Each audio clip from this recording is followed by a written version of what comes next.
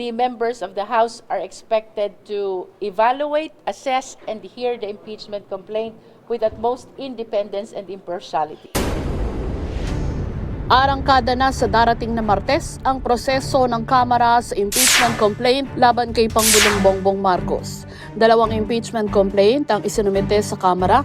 Una, ang reklamo ng abogadong si Attorney Andre De Jesus at ikalawa ang sa grupo naman ng Makabayan Bloc. May ikatlo pang impeachment ang dapat na isasampa ni na dating Congressman Mike Defensor at Jing Paras, ngunit hindi na ito itinuloy. Ano nga ba ang basehan ng mga reklamo para patalsikin sa pwesto si PBBM? Sa reklamo ni Attorney De Jesus, kinukoy ang 6 na grounds na basehan sa culpable violation of the Constitution, graft and corruption at betrayal of public trust. Kabilang dito ang alegasyon ng pag-uutos at pagsisakatuparan ng kidnapping at surrender umano kay dating Pangulong Rodrigo Duterte sa International Criminal Court, ang alegasyon ng paggamit ng ilegal na droga na nakakaapekto sa kanyang pagpapasya at liderato, ang umano'y kabiguang i-veto ang unprogrammed appropriations at iba pang unconstitutional provisions sa 2023, 2024, 2025 at 2026 proposed budget, alegasyon ng pagtanggap ng kickbacks mula sa budget insertions at ghost projects, ang umano'y pagbuo ng Independent Commission for Infrastructure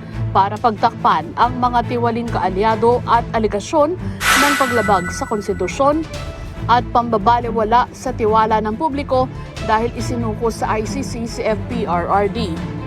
Nakasentro naman ang impeachment complaint ng Makabayan Bloc sa pag-iral ng BBM parametric formula ng Department of Public Works and Highways o baseline balance manage na nagbibigay katwiran para pondohan ang presidential at congressional infrastructure projects sa national budget na siya namang basihan sa kickbacks o commitments. Ditong Lunes na i-refer na ng plenaryo sa Committee on Justice ang dalawang impeachment complaint. Nangangahulugang verified ang reklamo at batay sa naging ruling ng Korte Suprema, magti-trigger sa 1-year ban o wala ng ibang impeachment complaint ang tatanggapin maliban sa nai-refer sa komite.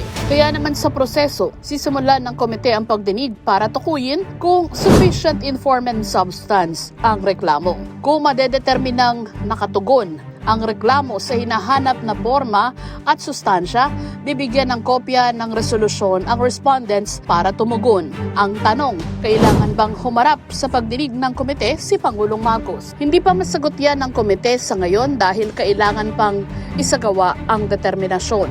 Ang prioridad sa ngayon ay ang konsolidasyon ng dalawang reklamo dahil hindi raw uubra ang magkahiwalay na reklamo. Two complaints is not possible to be heard in the Justice Committee.